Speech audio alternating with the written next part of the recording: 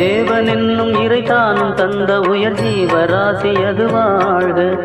தேவன் பிள்ளை என பூமி மீது வந்த ஜீவன் என்றுமே வாழ்க. ராமலிங்கம் உயர் ஞானலிங்கம் அருள் ஜோதி வாழ்கவே. தேகம் எங்கும் உயிர் போல வாழும் மொழி ஜீவன் வாழ்கவே. நீதி நெறியில் நின்று ஞான நிலையை தந்த வள்ளலார் வாழ்கவே.